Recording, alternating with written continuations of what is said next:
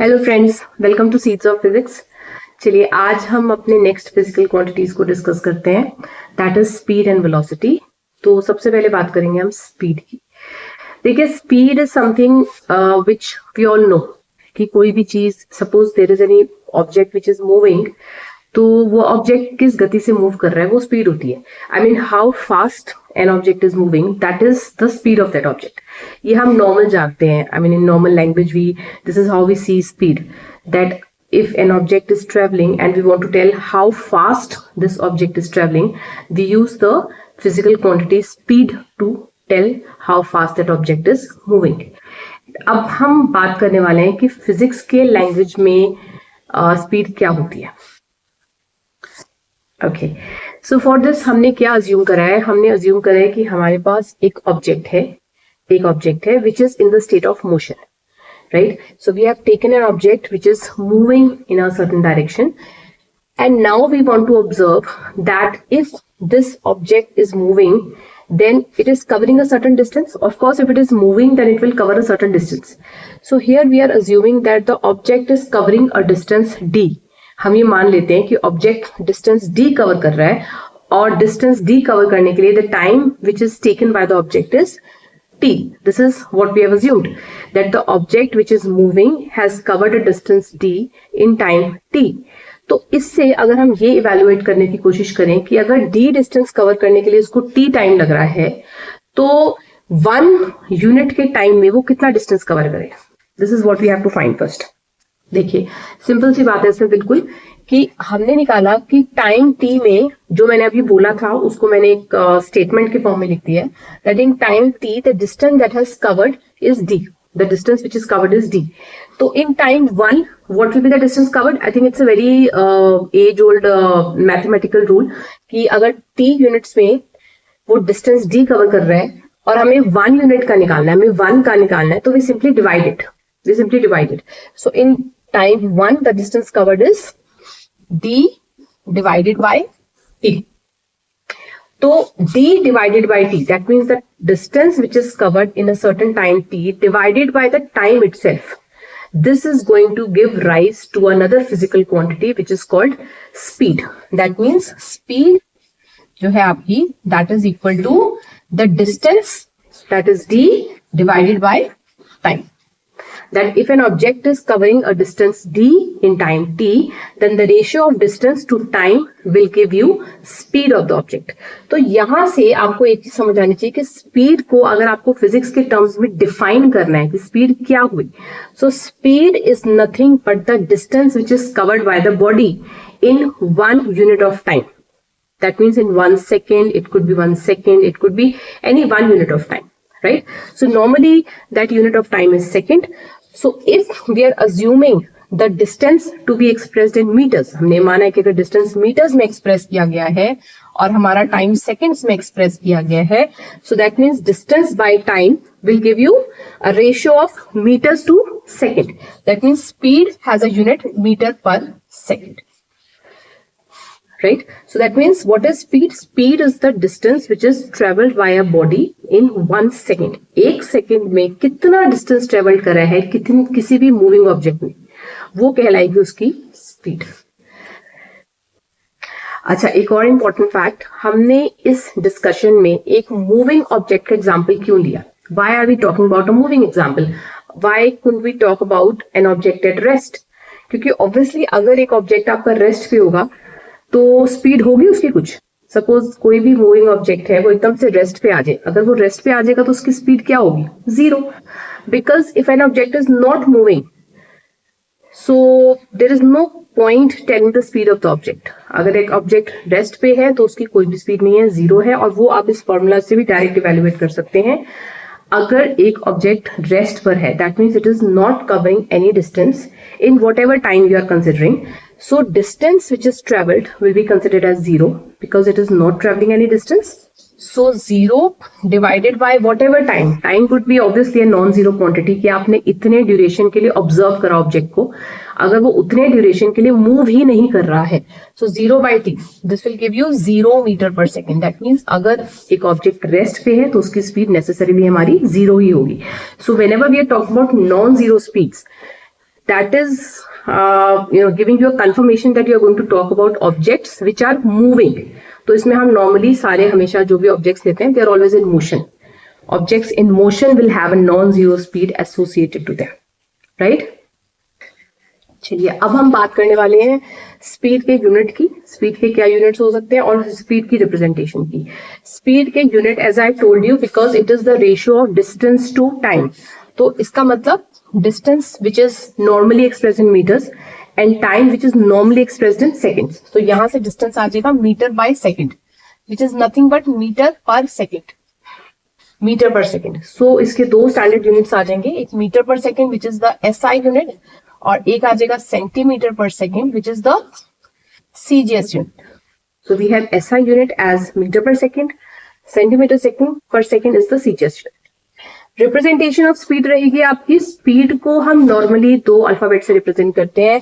It's either a small v और it's u. V या u, ये दो सिंबल्स हम यूज करते हैं स्पीड को रिप्रेजेंट करने के लिए. ठीक है, चलिए अब हम बात करने वाले हैं स्पीड के टाइप्स के. स्पीड के दो मेजर टाइप्स होते हैं. एक होता है आपका यूनिफॉर्म स्पीड और एक होता है आपका नॉन यूनिफॉर्म स्पीड. अच्छा, यूनिफॉर्म स्पीड से आपको it is very much clear from the name itself. Uniform मतलब कोई भी चीज जो बदल नहीं रही है, कांस्टेंट है. तो अगर हमारी स्पीड कांस्टेंट है, स्पीड हमारी कांस्टेंट है, it is not changing for a moving object और for whatever object. If the speed is not changing with time, then we say that the object is moving with a uniform speed. अब uniform speed को अगर हम थोड़ा elaborate करके समझें तो क्या कह सकते हैं कि अगर suppose आपके पास एक object है, उसकी total journey को हम suppose उसकी total journey है 50 meters की और ये कहा जाता है कि 50 मीटर की जो जर्नी है वो उसने कवर करी suppose 5 seconds में. हम ये अज्यूम कर लेते हैं कि एक ऑब्जेक्ट है जो मूव कर रहा है जिसकी 50 मीटर्स की जर्नी है और 50 मीटर की जर्नी को समय लगा उसका 5 सेकेंड्स का. तो अगर हमने देखना है कि ये एक यूनिफॉर्म स्पीड है, मतलब ये मोशन में कोई यूनिफॉर्म स्पीड आ रही है कि नहीं आ रही है, तो हम क्या कर सकते हैं? We can do one thing, we can divide the entire journey into small equal intervals of time. जैसे हमारे पास 5 सेकेंड्स का टोटल टाइम है. 5 सेकेंड्स को अगर हम 5 स्मॉल इंटरवल्स ऑफ टाइम में डिवाइड कर देते हैं, जैसे कि this is first second, this is second 1 second, this is third, this is fourth, this is fifth. That means I have divided the entire time duration into 5 slots and each slot is of 1 duration timing, right? तो अब हम ये देख रहे हैं कि इस 1 second में जितना डिस्टेंस हमारा ऑब्जेक्ट कवर कर रहा है, क्या उतना ही डिस्टेंस वो दूसरे 1 सेकेंड में भी कर रहा है? क्या उतना ही डिस्टेंस वो तीसरे 1 सेकेंड में भी कर रहा है? That means we have considered the entire time duration to be divided into equal intervals of time first of all. और अब हमें ये निकालना है कि क्या उस equal interval of time में जो distance travel किया गया है वो भी equal है. Suppose मान लो कि first 1 second में ऑब्जेक्ट ने 10 मीटर ट्रेवल करा, क्योंकि 5 सेकेंड में तो वो अपनी 50 मीटर्स की पूरी जर्नी को कवर कर रहे हैं ना. तो हम उसकी 1 सेकेंड में तो उसने 50 मीटर नहीं किया होगा, उसको 50 मीटर करने में 5 सेकेंड लगे हैं. दैट मीन्स 1 सेकेंड में अगर हम अज्यूम कर लेते हैं कि वो 10 मीटर्स ट्रेवल कर रहे हैं, उसके बाद दूसरे 1 सेकेंड में भी हमने ऑब्जर्व करा, हमने चेक करा, तो 10 मीटर का ही डिस्टेंस आएगा. फिर दूसरे सेकेंड में भी उसने 10 मीटर करा, तो फिर तीसरे 1 सेकेंड में भी 10 मीटर, फिर चौथे 1 सेकेंड में भी 10 मीटर, फिर लास्ट 1 सेकेंड में भी 10 मीटर. सपोज हर 1 सेकेंड में उसने 10 मीटर कवर करा, तो that means in every equal interval of time, because the time intervals are equal. Now in all the equal intervals of time, it is covering equal distances as well. तो that means अगर आप first 1 second में उसकी speed निकालना चाहेंगे, speed will always be equal to distance upon time. Speed का एक ही formula चलेगा, distance upon time. तो first 1 second में उसका स्पीड कितना रहेगा? 10 metre divided by 1 second, which is nothing but 10 metre पर सेकेंड. तो फर्स्ट 1 सेकेंड में उसका स्पीड आया 10 मीटर पर सेकेंड, सेकेंड 1 सेकेंड में भी 10 metre divided by 1 second, which is again 10 metre पर second. That means if we observe all the 5 1 second slots, we will see that in every 1 second it is covering, it is moving with the speed of 10 meter per second only. Which is a uniform speed. तो यहां से हमें लगा कि हाँ भाई object की जो स्पीड है वो एक ही रह रही है, उसकी स्पीड ना बढ़ रही है ना कम हो रही है, एक ही गति से वो पूरा का पूरा 50 मीटर का जर्नी ट्रेवल कर रहा है, because in every equal interval of time it is covering equal distance. तो अब सेकेंड केस में अगर हम ये मान लेते हैं कि सपोज उसने क्या करा, हमारे पास टाइम इंटरवल्स तो हमारे सेम है, you know we have got same time intervals of 5 second, जिसको हमने 1 सेकेंड में डिवाइड कर दिया, लेकिन वो हर एक इंटरवल में जो डिस्टेंस ट्रेवल कर रहा है वो डिफरेंट हो गया। सपोज पहले 1 सेकेंड में हमें 50 मीटर पूरे करने हैं, we have to complete the 50 metre in 5 seconds. Distribution हम कैसे भी कर सकते हैं, अगर सपोज वो पहले 1 सेकेंड में उसने 10 मीटर ही ट्रेवल कर लिया, दूसरे 1 सेकेंड में उसने 5 मीटर ट्रेवल करा, पहले 1 सेकेंड में उसने 10 मीटर ट्रेवल करा, दूसरे 1 सेकेंड में उसने 5 मीटर ट्रेवल करा, फिर तीसरे 1 सेकेंड में उसने कितना करा, तीसरे 1 सेकेंड में सपोज उसने करा 3 मीटर्स और भी कम ट्रेवल करा। मतलब उसकी स्पीड समझने से हमें लग रहा है कि यहाँ 1 सेकेंड में वो 10 मीटर कर रहा था, अभी 1 सेकेंड में वो बिल्कुल हाफ कर रहा है, 5 मीटर कर रहा है। तो इसका मतलब क्या हो रहा है, उसकी स्पीड कम हो गई है। उसके बाद तीसरे में उसने 3 मीटर करा, फिर नेक्स्ट में उसने 2 मीटर करा, यू नो उसके बाद जो लास्ट 1 सेकेंड था मे बी उसने एकदम से, बिकॉज हमें फिलहाल जो एग्जाम्पल हमने कंसिडर करा है उसमें 50 मीटर का डिस्टेंस हमें 5 मीटर में कवर करके दिखाना है। तो पहले में उसने 10 करा, नेक्स्ट में 5 करा, फिर 3 करा, फिर 2 करा, मतलब यहाँ पर जो 10 मीटर पहले 1 सेकेंड में कवर हो गया था वो 10 मीटर अब 3 सेकेंड्स में कवर हो रहा है। और लास्ट में बचा हुआ सपोज उसने 30 मीटर एक साथ ट्रेवल कर लिया 1 सेकेंड के अंदर उसने स्पीड इतनी बढ़ा ली। तो अब हम देख सकते हैं कि यहाँ पर जो हमारी स्पीड है वो कांस्टेंट नहीं है। In the first 1 second the speed will come out to be 10 metre पर second, in the second 1 second the speed will come out to be 5 meter per second, in the third 1 second it will be 3 meter per second, then 2 meter per second, then 30 meter per second, right? So the speed is changing now। देखो question वही है कि 50 metre उसने 5 seconds में travel करा, पर उसने travel कैसे करा वो उसने चेंज कर लिया कि भाई पहले 1 सेकेंड में इतना कर लेते हैं, दूसरे में इतना कर लेते हैं। That means in every 1 second the speed is changing now. In every 1 second the distance the object is traveling is changing now. तो क्योंकि it is covering unequal distances in equal intervals of time. Time interval same ही है, सारे interval का duration वही है, अभी 1 second का है, हमने माना है ये 1 सेकेंड की जगह हम कुछ भी ले सकते थे, but the point is that to understand this thing हमें ड्यूरेशन का जो विंडो है वो सेम लेना है। मतलब इट कुड बी इधर 1 second, it could be 2 second, it could be any time, but time duration for all the slots has to be same, right? So in equal intervals of time here in this example the distance is unequal. Sometimes it is 10, sometimes it is 5, then it is 3, then 2, then 30. That means in every interval of time, in every equal interval of time, it is covering unequal distances. So this is going to give rise to non-uniform speed. कि अब हमारी speed में कोई uniformity नहीं रही।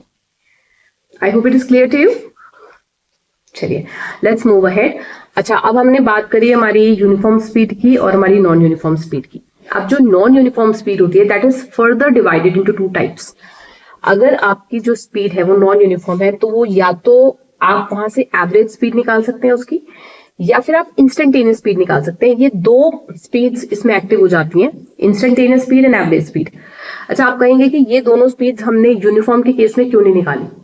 क्योंकि अगर आप यूनिफॉर्म स्पीड से ट्रैवल कर रहे हैं, कोई भी ऑब्जेक्ट आपका यूनिफॉर्म स्पीड से ट्रैवल कर रहा है, इन दैट केस एवरेज स्पीड या इंस्टेंटेनियस स्पीड निकालने का कोई सिग्निफिकेंस नहीं रहता। क्योंकि स्पीड आपकी अगर आपकी स्पीड यूनिफॉर्म है और यूनिफॉर्म स्पीड का आप एवरेज निकालते हैं, देखो एग्जांपल देती हूँ मैं छोटा सा, कि एवरेज का मतलब तो आप समझते होंगे, व्हाट इज एवरेज? एवरेज बहुत लॉन्ग बैक स्कूल में सिखाया जाता है कि एवरेज आप कभी भी आपने निकालनी हो किसी भी डेटा की तो हम कैसे निकालते हैं। सपोज आपके पास वेजिटेबल्स का वेट दिया हुआ है कि जैसे आपके पास 1 kg टमेटोज हैं, 2 kg अनियंस हैं, 3 kg कुछ और है लाइक 3 kg एप्पल्स हैं, एंड 5 kg आपके पास कोई और फ्रूट है, सपोज 5 kg आपके पास ऑरेंजेस हैं, तो अगर हमें इसका एवरेज निकालना है तो हम एवरेज कैसे निकालेंगे?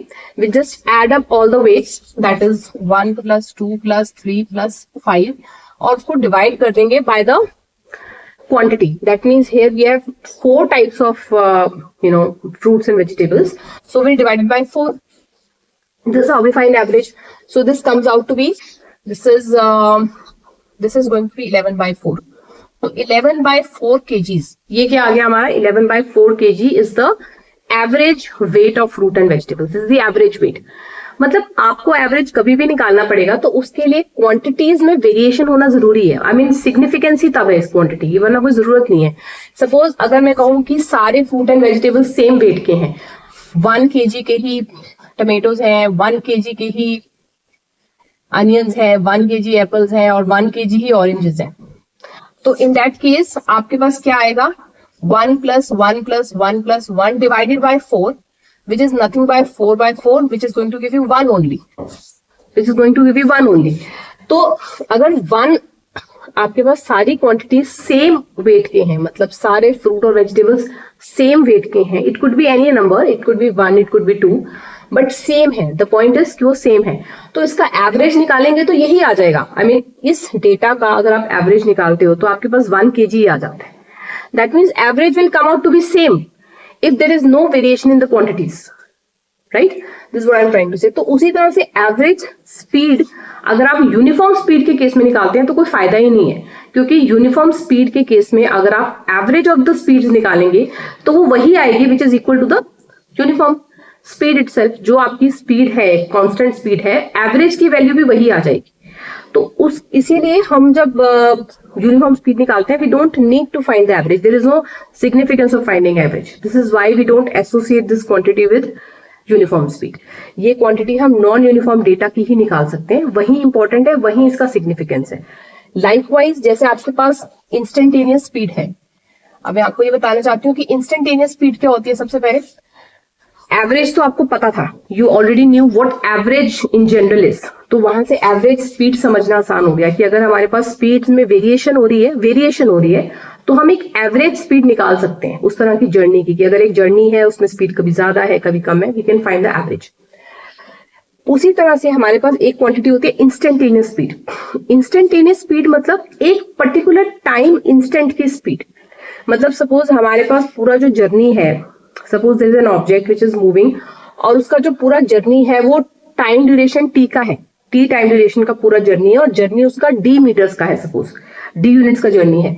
तो इंस्टेंटेनियस स्पीड उसमें क्या होगी कि जैसे ये पूरा टाइम ड्यूरेशन है 0 से टी के बीच में, इसमें एक पर्टिकुलर टाइम पे, एक पर्टिकुलर इंस्टेंट पे क्या स्पीड है वो अगर हमने निकालनी है, that speed will be addressed as instantaneous speed. अब इंस्टेंटेनियस स्पीड भी हम यूनिफॉर्म स्पीड के केस में नहीं निकालते हैं, because it is of no importance to find it in that case. Reason कि अगर हमारी स्पीड यूनिफॉर्म है, मतलब स्पीड हमारी कांस्टेंट है, स्पीड में कोई बदलाव नहीं आ रहा, तो हर इंस्टेंट की स्पीड वही आएगी. There is no change in the speed. तो आप किसी भी इंस्टेंट को पकड़ लो, आपके पास सेम ही वैल्यू आने वाली है. तो इंस्टेंटेनियस स्पीड को फाइंड करने का कोई वैल्यू नहीं रह जाता, कोई सिग्निफिकेंस नहीं रह जाता, क्योंकि ऑब्जेक्ट हमारा कांस्टेंट स्पीड से ट्रेवल कर रहा है. ये बात हम बता चुके हैं, राइट. लेकिन अगर हमारा ऑब्जेक्ट नॉन यूनिफॉर्म स्पीड से ट्रैवल कर रहा है, नॉन यूनिफॉर्म स्पीड से ट्रैवल कर रहा है, फिर इंस्टेंटेनियस स्पीड एक बहुत इंपॉर्टेंट रोल प्ले करती है. क्योंकि अगर हमने एक पर्टिकुलर टाइम ड्यूरेशन पे निकालना है कि मुझे इस समय की स्पीड चाहिए, मुझे पूरी एवरेज नहीं चाहिए, मुझे एक पर्टिकुलर समय की स्पीड फाइंड करनी है कि इस इंस्टेंट पे कितना स्पीड है, उस वक्त जो हम स्पीड निकालेंगे that will be called as instantaneous speed. अब देखते हैं इसको निकालते कैसे हैं. देखिए इंस्टेंटेनियस स्पीड का जो फॉर्मूला रहेगा वो रहेगा आपका, let me tell you the formula for both. Instantaneous speed का फॉर्मूला रहेगा, so it will be distance which is traveled in a very small interval of time. It is like infinitesimally small interval of time. Infinitesimally small interval of time means extremely small interval of time. उसमें distance travel कितना हुआ है divided by that interval itself. ठीक है, तो ये आपका instantaneous speed कहलाएगा. कि मतलब अगर सपोज मेरे पास सपोज मेरे पास एक टाइम एक्सिस है, एक टाइम स्केल ले लेती हूं मैं, और ये मेरा 0 से t तक लास्ट करता है, बिकॉज मैं मान रही हूँ कि मेरा एक सर्टन डिस्टेंस मेरा ऑब्जेक्ट है which is travelling a certain distance and it is travelling that distance in the time duration t। तो अगर एक टाइम एक्सिस में ले लेती हूँ अपनी जो 0 से t तक एक्सटेंड करती है, और मैं कह रही हूँ कि मुझे इस पर्टिकुलर इंस्टेंट पे टाइम, इस पर्टिकुलर इंस्टेंट की स्पीड निकालनी है, तो इसका मतलब अगर इस पर्टिकुलर इंस्टेंट पे मुझे स्पीड निकालनी है तो मुझे क्या करना पड़ेगा कि इस पर्टिकुलर इंस्टेंट से मुझे एक बहुत छोटा ड्यूरेशन ऑफ टाइम कंसिडर करना पड़ेगा, very very small, extremely small duration of time, जिसको मैं डेल्टा टी से रिप्रेजेंट कर रही हूँ। Delta T is that very small duration of time. उस स्मॉल ड्यूरेशन ऑफ टाइम में ऑब्जेक्ट ने कितना डिस्टेंस ट्रेवल करा, उस स्मॉल ड्यूरेशन ऑफ टाइम में ऑब्जेक्ट ने, ऑब्वियसली इतना स्मॉल ड्यूरेशन है टाइम का, तो वो बहुत छोटा डिस्टेंस ट्रेवल करेगा, उसमें डिस्टेंस ट्रेवल भी बहुत ही छोटा आने वाला है। तो वो जो बहुत छोटा सा डिस्टेंस आने वाला है, that distance will be divided by this small time duration and this is how you are going to get the instantaneous speed. ठीक है, इसमें हम स्मॉल टाइम ड्यूरेशन क्यों ले रहे हैं, क्योंकि हमें एक बहुत छोटे, एक पर्टिकुलर टाइम की स्पीड निकालनी है। अगर हम टाइम ड्यूरेशन बहुत बड़ा कर देंगे तो फिर इंस्टेंटेनियस स्पीड निकालने का फायदा ही क्या, क्योंकि उसमें तो बहुत सारे टाइम इंस्टेंट्स अकोमोडेट हो जाएंगे। अगर आप टाइम ड्यूरेशन को बहुत बड़ा कर देंगे तो उसमें कई टाइम ड्यूरेशंस इन्वॉल्व हो जाएंगे, जिसमें कि स्पीड में वेरिएशन आ जाएगा।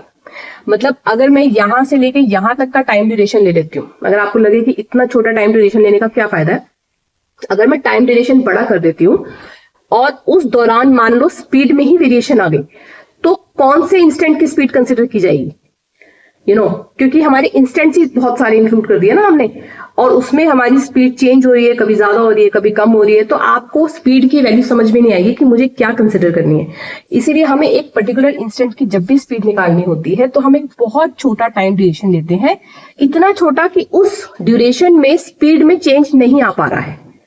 It is that smaller duration कि उसमें स्पीड में कोई चेंज नहीं है, और उतने ड्यूरेशन की स्पीड कोई एक स्पीड ही मानी जाएगी।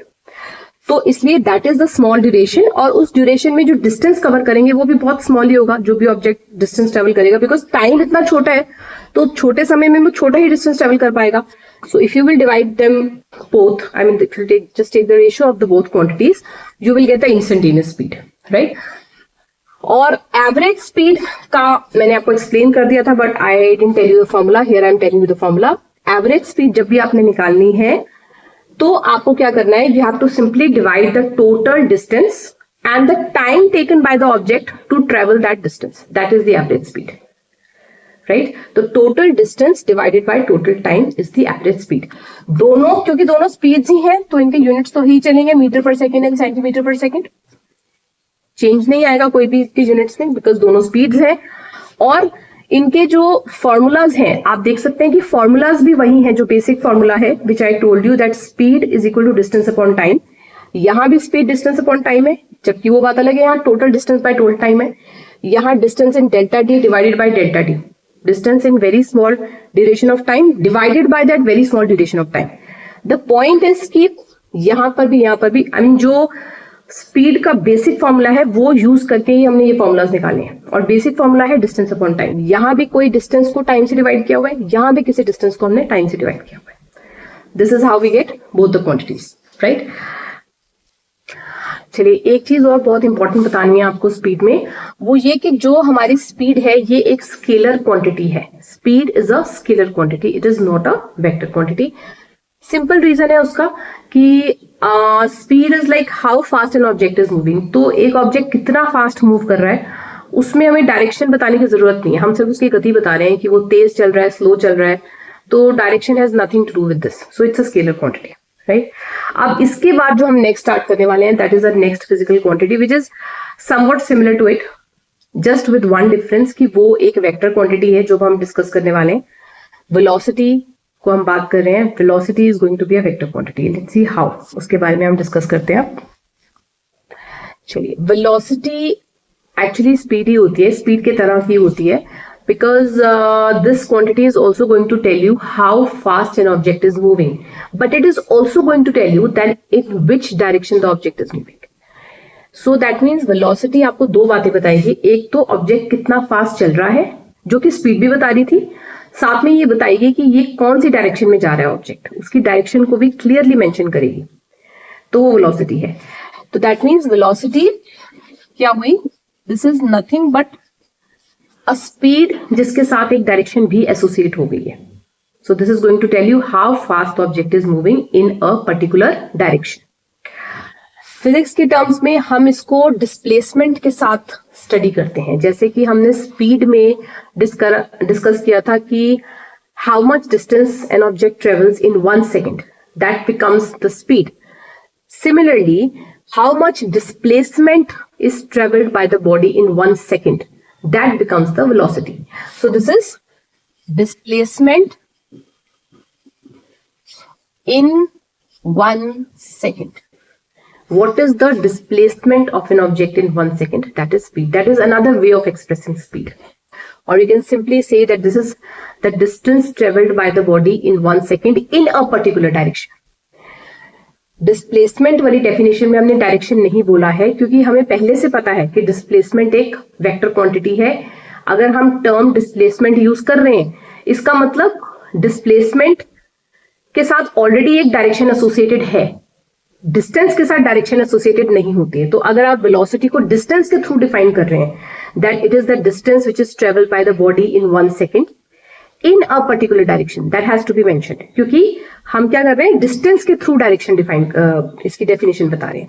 लेकिन अगर हम वेलोसिटी को डायरेक्ट डिस्प्लेसमेंट से बताना चाहते हैं, that is a displacement in 1 second, then you don't have to mention in a particular direction, because we understand this thing कि डिस्प्लेसमेंट है तो भैया डायरेक्शन तो है ही है, ठीक है। तो जो इसका फॉर्मूला निकलेगा, that will B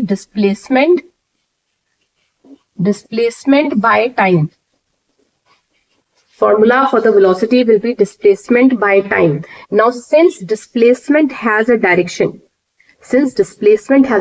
so does velocity. होगा displacement हम एक बार फटाफट से रिकॉल कर लेते हैं क्या था, जो कि हमने लास्ट वीडियो में डिस्कस किया था। See, distance हमारा था the total length of the path, कि आपका जो ऑब्जेक्ट है वो अगर आपका ऑब्जेक्ट है, सपोज वो ऐसे ट्रेवल करके यहां से यहां तक आ गया, this is point A and this is point B, ठीक है। ऑब्जेक्ट आपका यहां से यहां तक आ गया, तो इस पूरे लेंथ का जो पाथ है वो आपका डिस्टेंस है, और आपका इनिशियल और फाइनल पोजीशन में जो शॉर्टेस्ट डिस्टेंस है, जो शिफ्ट है, basically the shift from the initial to the final position, that is your displacement. तो इस पर्टिकुलर एग्जांपल में क्लियर सा दिख रहा है कि डिस्प्लेसमेंट आपकी डिफरेंट आएगी, और डिस्टेंस आपका डिफरेंट आएगा, and we can visually very easily assess that your displacement in this particular case is less than the distance which is traveled by the object. ठीक है, इसमें डिस्प्लेसमेंट सिर्फ इतना सा है और डिस्टेंस आपका कंपैरेटिवली ज्यादा है। तो इसका मतलब आपका डिस्टेंस और डिस्प्लेसमेंट इस पर्टिकुलर केस में अलग है, जो मैंने आपको एग्जांपल से समझाया है। तो अब हम, जैसे हमने स्पीड के डिफरेंट टाइप्स डिस्कस करे थे, उसी तरह से हम वेलोसिटी के भी डिफरेंट टाइप्स डिस्कस करेंगे।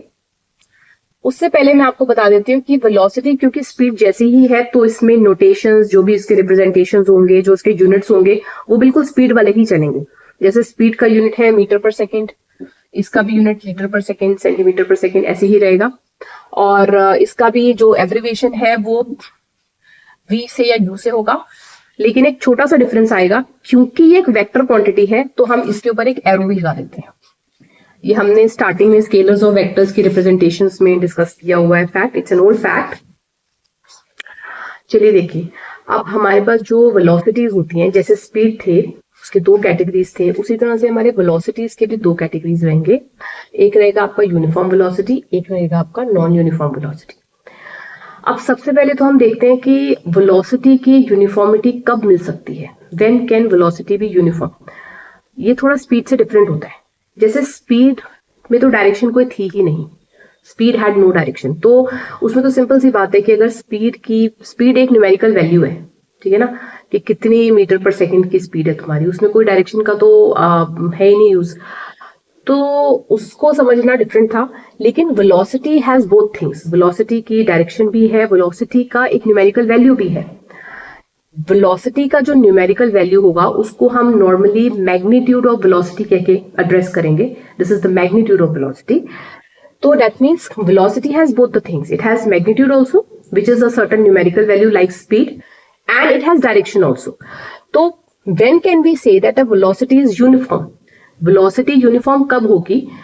Velocity uniform तब होगी अगर उसमें किसी भी प्रकार का कोई चेंज नहीं आ रहा, किसी भी तरह का कोई चेंज नहीं आ रहा. देखो ऐसा हो सकता है कि वेलोसिटी का जो न्यूमेरिकल वैल्यू है, वेलोसिटी का जो न्यूमेरिकल वैल्यू है वो उसमें कोई चेंज ना हो, वेलोसिटी के न्यूमेरिकल वैल्यू में कोई चेंज ना हो, लेकिन फिर भी हम कहें कि वेलोसिटी यूनिफॉर्म नहीं है, क्योंकि हो सकता है उसकी डायरेक्शन चेंज हो रही हो, उसकी वैल्यू जो उसकी न्यूमेरिकल वैल्यू है उसमें कोई चेंज नहीं आ रहा, लेकिन फिर भी हम ये कह रहे हैं कि वो यूनिफॉर्म नहीं है, वो कांस्टेंट नहीं है, क्योंकि उसका दूसरा पैरामीटर चेंज कर रहा है. और बिल्कुल रिवर्स भी हो सकता है, ऐसा भी हो सकता है कि उसकी डायरेक्शन में कोई चेंज ना आ रहा हो, लेकिन फिर भी हम कहें यार डायरेक्शन तो चेंज नहीं हो रही, फिर भी वेलोसिटी हमारी यूनिफॉर्म क्यों नहीं कह सकते हैं उसको. उस वक्त हो सकता है कि उसका मैग्नीट्यूड चेंज हो रहा हो, उसकी न्यूमेरिकल वैल्यू चेंज हो रही हो. तो क्योंकि वेलोसिटी में कारण, वेलोसिटी को बनाने वाली दो चीजें हैं, उसका मैग्नीट्यूड और डायरेक्शन, तो दोनों में से किसी में भी चेंज आ गया, दोनों में से किसी में भी चेंज आ गया तो वेलोसिटी आपकी यूनिफॉर्म नहीं रह पाएगी, राइट. और ये भी हो सकता है कि दोनों चीजों में ही चेंज आ जाए, ये भी हो सकता है कि आपकी डायरेक्शन भी चेंज हो जाए और आपका मैग्नीट्यूड मतलब कि उसकी न्यूमेरिकल वैल्यू भी चेंज हो रही हो, दोनों ही चीजें चेंज हो रही है, दैट इज ऑल्सो पॉसिबल. तो in that case that will be non uniform velocity. तो वेलोसिटी अगर हम बोल रहे हैं कि यूनिफॉर्म वेलोसिटी है, यूनिफॉर्म वेलोसिटी का मतलब कि ना उसकी न्यूमेरिकल वैल्यू में कोई चेंज आ रहा है, ना उसकी डायरेक्शन में कोई चेंज आ रहा है, दोनों ही चीजें चेंज नहीं हो रही. इसका मतलब जो आपकी यूनिफॉर्म वेलोसिटी है ये कब पॉसिबल है, what is the which is the situation in which your uniform velocity achievement is possible. ये तब पॉसिबल है अगर आपका ऑब्जेक्ट केवल स्ट्रेट लाइन में ही ट्रेवल कर रहा है. देखिए जब भी कोई ऑब्जेक्ट स्ट्रेट लाइन में ट्रेवल करता है तो उसकी डायरेक्शन में कोई चेंज नहीं आ सकता, and this is the only possible situation when there can be no change in the direction. अगर ये जरा सा भी इधर हिल गया, सर्कल में घूमने लग गया, मतलब जरा सा भी बेंड आ गया अगर इसमें, तो डायरेक्शन में चेंज आ गया and velocity is no more uniform there, right. तो for the uniformity of velocity it is essential condition, it is an essential condition that the object should be travelling in straight line. ये बहुत important criteria है कि अगर uniformity चाहिए velocity में, मतलब object has to travel in the straight direction, in the straight line path, rectilinear उसका रहेगा बिल्कुल एकदम डायरेक्शन. और अगर ऐसा नहीं है फिर ऑब्वियसली आपकी नॉन यूनिफॉर्म वेलोसिटी है. नॉन यूनिफॉर्म वेलोसिटी मतलब या तो उसकी न्यूमेरिकल वैल्यू चेंज हो रही है, या उसकी डायरेक्शन चेंज हो रही है, या दोनों ही चेंज हो रही हैं चीजें, या दोनों पैरामीटर्स जो वेलोसिटी को बनाते हैं वो दोनों ही बदल रहे हैं, तो भी आपकी वेलोसिटी क्या हो जाएगी, नॉन यूनिफॉर्म हो जाएगी. तो हम इसको, अगर हम इसका डेफिनेशन देखेंगे तो हम इसके डेफिनेशन में क्या बोलते हैं यूनिफॉर्म वेलोसिटी को, that if an object is covering equal distances in equal intervals of time in a particular direction, right. हमने यहाँ पर ये word लगाया in a particular direction because straight line is one particular direction. You have to understand this thing. Straight line is one particular direction. तो one particular direction में वो जा रही है और equal intervals में equal ही distances cover कर रही है, जिससे पता चल रहा है कि magnitude भी नहीं बदल रहा उसका, उसकी न्यूमेरिकल वैल्यू भी नहीं बदल रही है, तो आपका पास जो वेलोसिटी निकल के आएगी that will be uniform velocity. Non uniform velocity में होता हो जाएगा, इसमें क्या होगा कि यहां बताएंगे कि if the object is covering unequal distances in equal intervals of time, because if it is going to cover unequal distances in equal intervals of time, तो उससे क्या चेंज आ रहा है, उससे चेंज डायरेक्शन में नहीं आ रहा, उससे चेंज उसकी न्यूमेरिकल वैल्यू में आ रहा है. सो either this is happening that it is covering unequal distances in equal intervals of time, or it is covering equal distances in equal intervals of time but changing the direction. You know, whatever is this happening, but it is not happening in one particular direction. In a particular direction नहीं है, in changing direction है. Or both the things are changing, that it is covering unequal distances in equal intervals of time and it is changing direction also. Direction भी बदल रही है. तो in that case हम ये कहेंगे कि हमारी जो वेलोसिटी है वो क्या होगी, नॉन यूनिफॉर्म वेलोसिटी होगी. अब इसके आगे हम वैसे ही डिस्कस करेंगे जैसे कि हमने पहले स्पीड के केस में किया था. नॉन यूनिफॉर्म जो वेलोसिटीज रहेंगी इसके भी आपके दो टाइप्स रहेंगे, that is average velocity and instantaneous velocity. अब हम उसकी बात करने वाले हैं. चलिए ठीक है. अब जैसे हमने डिस्कस किया था for speed, we are talking about now the average velocity and the instantaneous velocity. फिर से मैं आपके पास ये बात रिपीट करना चाहूंगी कि एवरेज वेलोसिटी और इंस्टेंटेनियस वेलोसिटी, ये terms they hold significance only if there is variation in the velocity. अगर वेलोसिटी में वेरिएशन नहीं है तो, और वेलोसिटी में वेरिएशन नहीं है मतलब यूनिफॉर्म वेलोसिटी है, यूनिफॉर्म वेलोसिटी है मतलब एवरेज वेलोसिटी, इंस्टेंटेनियस वेलोसिटी, मतलब यूनिफॉर्म वेलोसिटी है तो हमारे पास एक ही वेलोसिटी है भाई, we just have one velocity in case of uniform velocity. आप उसका एवरेज निकाल लो तो भी वही वैल्यू आएगी, आप उसकी इंस्टेंटेनियस निकाल लो तो भी वही वैल्यू आएगी, मतलब एक ही वैल्यू आएगी whenever there is uniform velocity case. तो आप उसका एवरेज अगर निकालते भी हो तो वो उसके कांस्टेंट वेलोसिटी के मैग्नीट्यूड के बराबर ही आएगा और डायरेक्शन भी वही रहेगी।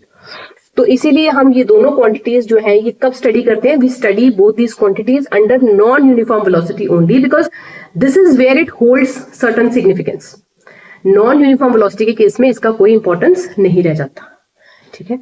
तो एवरेज वेलोसिटी को निकालने का क्या फॉर्मूला रहेगा, जैसे स्पीड, जब हमने एवरेज स्पीड निकाली थी that was total distance upon total time, उसी तरह से आपके पास जो एवरेज वेलोसिटी निकलेगी that will B total displacement, this will be the total displacement upon total time, right? So this will be the total displacement divided by the total time. ये आपका average velocity निकलेगा।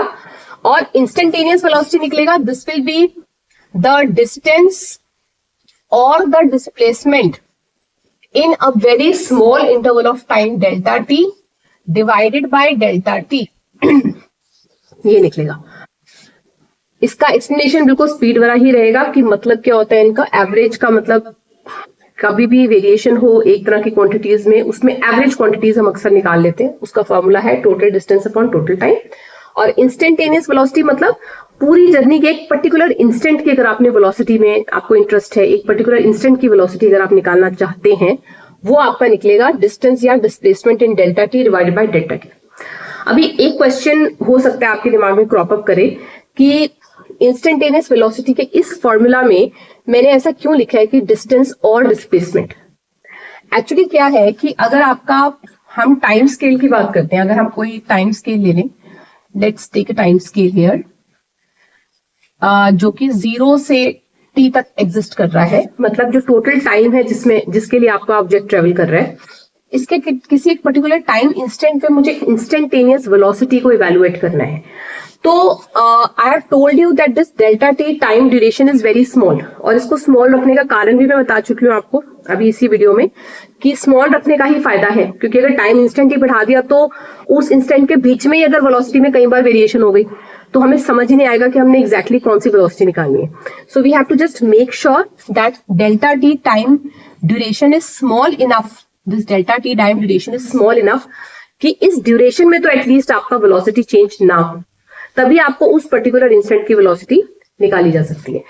तो यहां पर मैंने distance या displacement ऐसा क्यों लिखा है, ऐसा इसलिए लिखा है क्योंकि ये टाइम ड्यूरेशन इतना छोटा है कि इसमें जो डिस्टेंस ट्रेवल होगा, देखो डिस्टेंस और डिस्प्लेसमेंट का क्या फर्क है, distance is the total length of the path and displacement is the distance between the initial and the final position. तो अगर ये वाले इस फॉर्मूला में डिस्टेंस और डिस्प्लेसमेंट लिखने का मतलब ये है कि इन दोनों में से कुछ भी निकाल लो आप, क्योंकि इस सिचुएशन में डिस्टेंस और डिस्प्लेसमेंट सेम आने वाला है, राइट। इस सिचुएशन में जब टाइम ड्यूरेशन इतना छोटा है, उतने समय में जो आपका डिस्टेंस होगा वही आपका डिस्प्लेसमेंट भी होगा, because this duration is that small that it is ensuring that during this small duration there is no change, during this duration there is no change in the magnitude of velocity and also there is no change in the direction of the object, कि इस छोटे से क्षण के लिए कम से कम direction आपकी change नहीं कर रही है। देखो पूरी जर्नी में हो सकता है ऑब्जेक्ट आपकी डायरेक्शन बदल ले, कभी यहां जा रहा है फिर यहां मुड़ जाता है फिर ऐसे आ जाता है, लेकिन अगर आप एक बहुत छोटा ड्यूरेशन लेते हैं तो उस छोटे ड्यूरेशन में एक पर्टिकुलर डायरेक्शन एसोसिएट की जाएगी। तो उस छोटे से ड्यूरेशन का जो डिस्टेंस है, उस डिस्टेंस का और इतने छोटे ड्यूरेशन का जो डिस्प्लेसमेंट है उसका वैल्यू इसलिए सेम आ रहा है क्योंकि इतने ड्यूरेशन के लिए इस पूरी ऑब्जेक्ट की जो डायरेक्शन है वो एक ही होगी, मतलब इस ड्यूरेशन में कुछ एक डायरेक्शन होगी, फिर कोई और अगर डेल्टा टी इंटरवल लेते हैं उसमें डायरेक्शन कुछ और होगी, बट वो कोई एक डायरेक्शन होगी। उस स्मॉल ड्यूरेशन के दौरान डायरेक्शन में कोई चेंज नहीं आने वाला। अब ये देखिए कि डिस्टेंस डिस्प्लेसमेंट से डिफर कब करता है, when is distance different from displacement. देखो अगर एक ऑब्जेक्ट है जो स्ट्रेट लाइन में ट्रेवल कर रहा है, एक ऑब्जेक्ट है which is travelling in the straight line, अगर वो स्ट्रेट लाइन में ट्रेवल करता है तो क्या उसके डायरेक्शन में चेंज आ रहा है? उसके डायरेक्शन में कोई चेंज नहीं आ रहा, बिकॉज स्ट्रेट लाइन में ट्रेवल करना मतलब एक ही दिशा में ट्रेवल करना। अगर उसके डायरेक्शन में कोई चेंज नहीं आ रहा है, इसका मतलब क्या हुआ? इसका मतलब ये हुआ कि distance is coming out to be same as displacement. Distance displacement के बराबर आ रहा है, क्योंकि आपके पास डायरेक्शन में कोई चेंज नहीं आ रहा। इसका मतलब जितना लेंथ ऑफ पाथ वो कवर करेगा वही उसका शॉर्टेस्ट डिस्टेंस भी है, वही उसका distance between the initial and the final position भी है। तो that means if the object is not changing its direction, the distance has to be equal to the displacement. दोनों चीजें बराबर हो जाएंगी। डिस्टेंस और डिस्प्लेसमेंट में फर्क कब आता है? जब आपका ऑब्जेक्ट डायरेक्शन बदल देता है। सपोज आपका ऑब्जेक्ट सीधा चलते चलते कभी डायरेक्शन बदल दे तो आपका डिस्टेंस डिस्प्लेसमेंट से अलग हो जाएगा। डिस्टेंस तो आपका लेंथ ऑफ द पाथ ही रहेगा, लेकिन जो डिस्प्लेसमेंट है वो शॉर्टेस्ट पाथ बन जाएगा, which will now B different from what the distance was. लेकिन अगर आपका ऑब्जेक्ट स्ट्रेट लाइन में ट्रेवल कर रहा है तो डिस्टेंस हमेशा डिस्प्लेसमेंट के बराबर ही आएगा। इसीलिए हम कहते हैं कि whenever the object is travelling in straight line, the distance is equal to displacement and the distance is the maximum value which the displacement can have. Displacement कभी डिस्टेंस को एक्सीड नहीं कर सकती। अगर आपके पास स्ट्रेट लाइन पाथ नहीं है तो आपकी नॉर्मली डिस्प्लेसमेंट डिस्टेंस से कम ही आती है, और डिस्टेंस डिस्प्लेसमेंट के बराबर कब हो जाती है? अगर कर्व की जगह स्ट्रेट लाइन हो, मतलब डायरेक्शन में कोई चेंज आ ही नहीं रहा। अगर डायरेक्शन में कोई चेंज नहीं आ रहा है तो दोनों चीजें सेम आएंगी। और क्योंकि हमारे इंस्टेंटेनियस वेलोसिटी में हम जो टाइम इंटरवल ले रहे हैं delta T, that is too small, that we are just trying to make sure कि इस ड्यूरेशन में डायरेक्शन में कोई चेंज ना आए। सिर्फ इस ड्यूरेशन की बात कर रहे हैं, मतलब वैसे तो डायरेक्शन में चेंज आ ही सकता है, लेकिन केवल इस ड्यूरेशन में डायरेक्शन में कोई चेंज ना आए।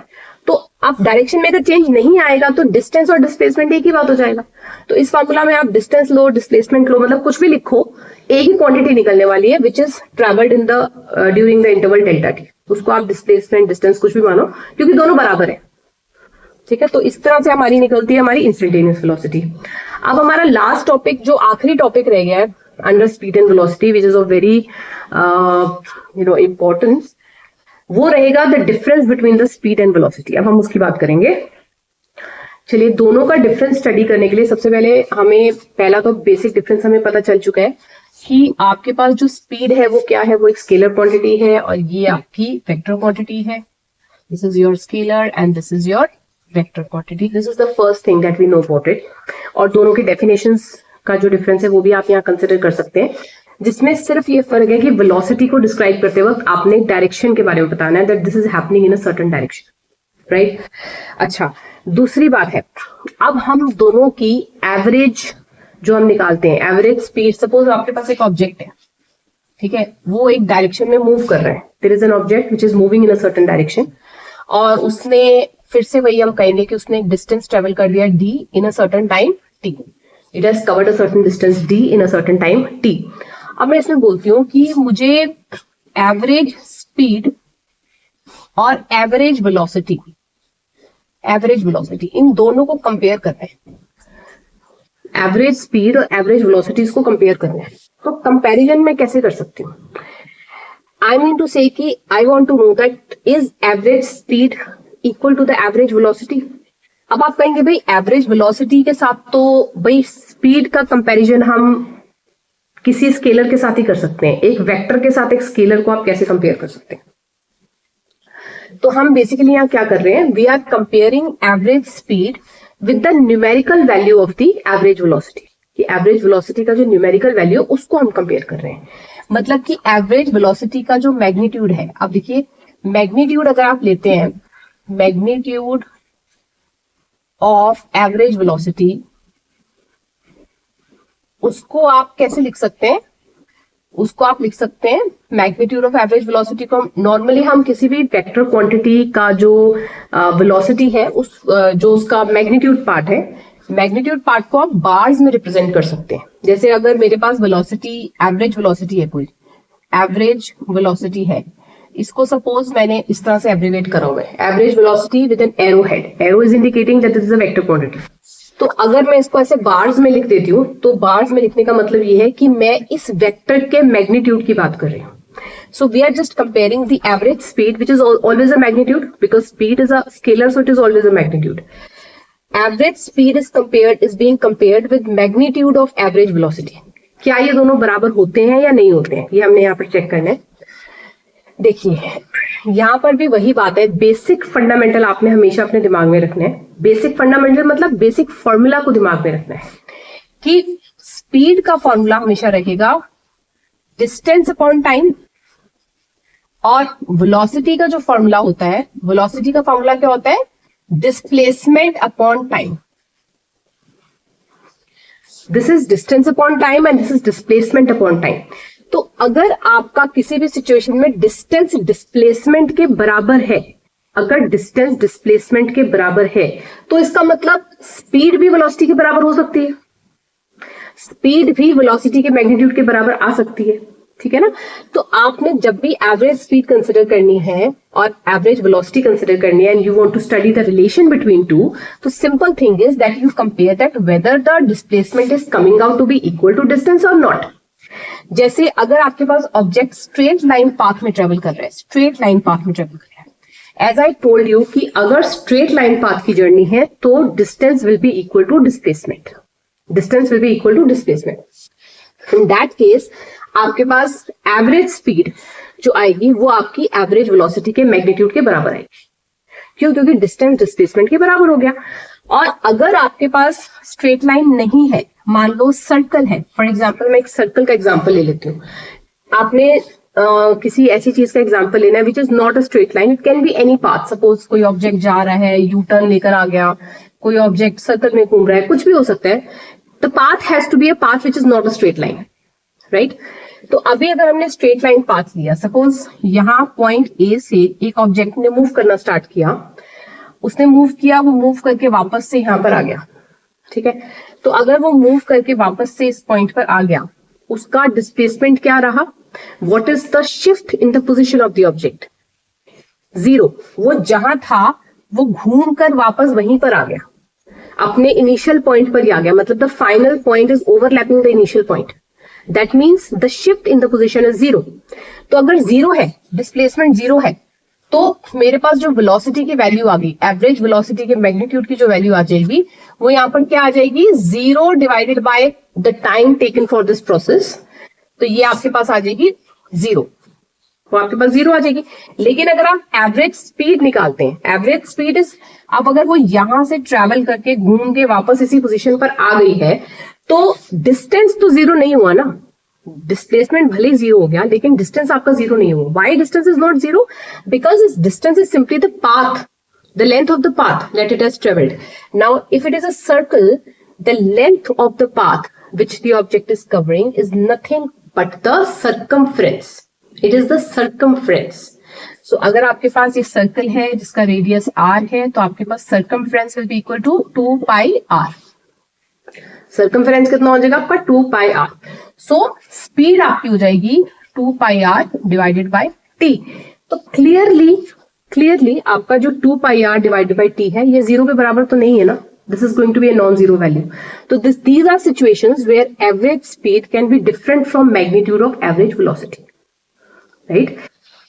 तो बस आपको मेन बात जो ध्यान में रखनी है वो यही रखनी है कि एवरेज स्पीड या कोई भी स्पीड, अगर आप एवरेज की बात नहीं करते हैं, कोई भी स्पीड को आप किसी वेलोसिटी के मैग्नीट्यूड से अगर कंपेयर कर रहे हैं, मतलब अगर आप इनके बीच में एक रिलेशन फाइंड करने की कोशिश कर रहे हैं कि क्या वेलोसिटी का मैग्नीट्यूड स्पीड ही होता है, तो मैं आपको ये कहना चाहती हूँ कि हाँ वो स्पीड ही होता है, प्रोवाइडेड आपके पास जो डायरेक्शन है वो हम कंसिडर कर लें कि हमने क्या डायरेक्शन ली है। अगर स्ट्रेट लाइन है, अगर आपकी स्ट्रेट लाइन पाथ में ऑब्जेक्ट ट्रेवल कर रहा है, तो आपकी average speed will always be equal to the magnitude of the average velocity, no matter what, it will always be equal to. लेकिन अगर आपके पास direction of the speed is changing, suppose circle है या किसी भी तरह का वेरिएशन है डायरेक्शन में बेसिकली, तो आपका डिस्टेंस डिस्प्लेसमेंट से डिफरेंट हो जाएगा, and which will make the average speed to be greater than the magnitude of average velocity. ठीक है, अच्छा ये तो बात करी हमने एवरेज स्पीड की। अब हम बात करते हैं इंस्टेंटेनियस स्पीड की। देखो अगर आपके पास इंस्टेंटेनियस स्पीड लेते हैं, ये तो एवरेज स्पीड की डिस्कशन थी, अगर आप यहां पर इंस्टेंटेनियस स्पीड्स को कंपेयर करते हैं, we want to compare the instantaneous speed with instantaneous velocity का magnitude. Suppose I want to compare the instantaneous speed, which is a number, and I want to compare it with the magnitude of instantaneous velocity. Are they always same? Yes, these are always same. यहाँ पर direction matter नहीं करेगी। यहाँ पर ये बात matter नहीं करती है कि ऑब्जेक्ट स्ट्रेट लाइन में ट्रेवल कर रहा है या वो सर्कल में ट्रेवल कर रहा है या और किसी कर्व पाथ में ट्रेवल कर रहा है। आई मीन डायरेक्शन में वेरिएशन आ रही है नहीं आ रही है, कोई फर्क नहीं पड़ता। इंस्टेंटेनियस स्पीड हमेशा इंस्टेंटेनियस वेलोसिटी के मैग्नीट्यूड के बराबर ही होगी। उसका कारण क्या है? क्योंकि इंस्टेंटेनियस वेलोसिटी का जो फॉर्मूला है उसमें हमने क्या लिया हुआ है, डिस्टेंस या डिस्प्लेसमेंट, आप कुछ भी ले सकते हो, क्योंकि time duration is very small. Time duration is very small, time duration small है तो उसमें डायरेक्शन में, उस स्मॉल टाइम ड्यूरेशन में आपके डायरेक्शन में स्पीड आ ही नहीं सकता। We have taken the time duration that small just to make sure that no direction changes can appear in that small time duration t. Right, तो time duration T जो आपके पास है, क्योंकि उसमें डायरेक्शन में कोई बदलाव नहीं आता है, तो डिस्टेंस डिस्प्लेसमेंट के बराबर हो जाता है। अभी डिस्टेंस और डिस्प्लेसमेंट दोनों इक्वल आ रहे हैं उस टाइम ड्यूरेशन के दौरान, तो फिर वेलोसिटी और स्पीड भी बराबर ही आएगी। आई मीन इंस्टेंटेनियस वेलोसिटी की जो वैल्यू आएगी वो वही आएगी जो उस वक्त की, उस क्षण की स्पीड है। ठीक है, तो instantaneous speed will always be equal to the magnitude of instantaneous velocity, but average velocity will be equal to the magnitude of average velocity only if the direction is staying the same. तो इससे हमें एक conclusion जो मुझे समझ में आ रहा है वो ये है कि अगर आपका ऑब्जेक्ट स्ट्रेट लाइन में ट्रेवल कर रहा है, ऑब्जेक्ट आपका स्ट्रेट लाइन में ट्रेवल कर रहा है, मतलब डायरेक्शन में कोई चेंज नहीं आ रहा है, तो आपके पास velocity, in that case the velocity is the magnitude of velocity. In that case, the magnitude of velocity is the speed. Simple. आप ये चीज समझ लीजिए कि अगर आपका ऑब्जेक्ट स्ट्रेट लाइन में ट्रेवल कर रहा है, देखो स्ट्रेट लाइन शब्द का मतलब है no variation in the direction. So if there is no variation in the direction, इसका मतलब वेलोसिटी का मैग्नीट्यूड हमेशा स्पीड के बराबर है। आप कोई भी वेलोसिटी को कोई भी स्पीड से कंपेयर कर सकते हैं, मतलब कि you can compare the instantaneous things, you can compare the average things, all will come out to be same. Average speed will come out to be equal to the instantaneous value of average velocity. Average speed will come out to be equal to the average velocity. Instantaneous speed will come out to be equal to the average velocity. तो the point is कि अगर वो straight line में travel कर रहे हैं तो ये सारे speeds और velocities में एक constant सा relation develop हो जाएगा कि magnitude of velocity हमेशा speed के बराबर है। बट ये तब वैलिड है, ये magnitude of speed is equal to magnitude of velocity is equal to speed, ये वैलिड तब तक है जब तक डायरेक्शन नहीं चेंज हो रही। जैसे ही डायरेक्शन चेंज होगी तो आपको ये मेंशन करना पड़ेगा कि instantaneous speed magnitude of instantaneous velocity के बराबर है, लेकिन average speed is not equal to magnitude of average velocity. It might be different if the direction is changing, it will be different, in fact not might be, it will be different. ठीक है, तो इस video में हमने कोशिश करा है कि हम सारे इंपॉर्टेंट पहलुओं को डिस्कस कर लें, जो भी इंपॉर्टेंट चीजें थी इसमें वो हमने कोशिश की है डिस्कस करने की, and we have tried to cover each and every detail. एक बात मैं और बताना चाहती हूँ कि क्योंकि आपकी जो वेलोसिटी है वो एक वेक्टर क्वांटिटी है, तो velocity can be sometimes negative, it can be sometimes positive. Just जैसे डिस्प्लेसमेंट था, displacement could be negative, displacement could be positive at times. Likewise, velocity can also be negative और positive, और negative और positive होने का मतलब बिल्कुल भी उसके मैग्नीट्यूड से कुछ भी लेना देना नहीं है। Negativity and positivity of velocity is simply indicating its direction, कि पॉजिटिव है तो उसकी डायरेक्शन कुछ और है, नेगेटिव है तो डायरेक्शन रिवर्स हो गई है उसकी, ठीक है। रिवर्सल के साथ आप नेगेटिव साइन एसोसिएट कर देते हैं जब वो ऑपोजिट डायरेक्शन में ट्रेवल करती है। तो और स्पीड जो है, स्पीड हमेशा पॉजिटिव रहेगी। ये एक डिफरेंस है दोनों के बीच का, कि स्पीड हमेशा पॉजिटिव रहेगी, क्योंकि स्पीड तो एक न्यूमेरिकल वैल्यू ही है ना। कोई चीज कितनी तेज चल रही है उसमें तो साइन लगाने की कोई जरूरत ही नहीं है ना। सो उसको हम पॉजिटिव ही मानते हैं, because it is only a numerical value, it has no direction associated to it. So I think that's it. This is I think all the major concepts of velocity and speed I have tried to cover in this video. I hope it helps you, and if it is really helping you, then do subscribe my channel and keep looking forward to more videos. Thank you.